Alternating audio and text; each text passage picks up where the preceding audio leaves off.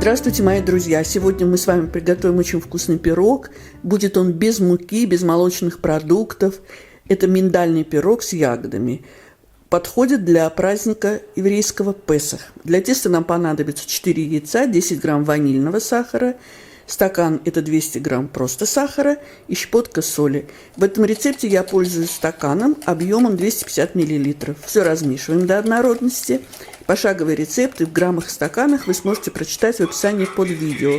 И продолжая перемешивать все, вливаем 150 миллилитров растительного масла без запаха. Теперь сухие компоненты.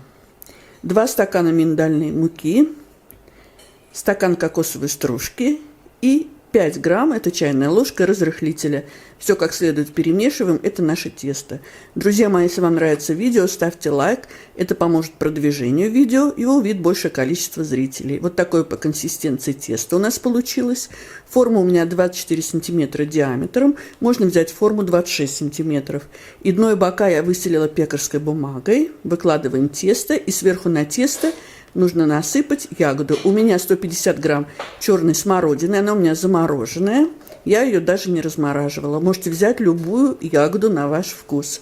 Сверху на ягоду мы посыпаем 30 грамм миндальных лепестков и на лепестки посыпаем сахар, столовую ложку. Духовка у меня заранее разогрета на 180 градусов режим вверх-вниз. Печься будет пирог 40-50 минут до румяности. В моей духовке он пекся 50 минут. Проверяем готовность на сухую зубочистку.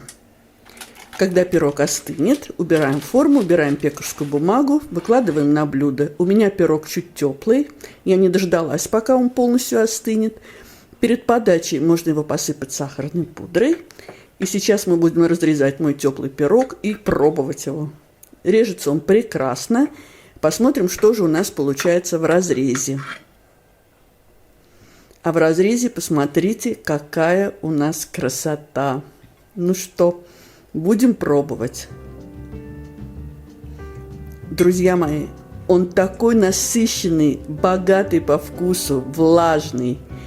Приготовьте, это так просто и очень вкусно. Я уверена, что он вам понравится.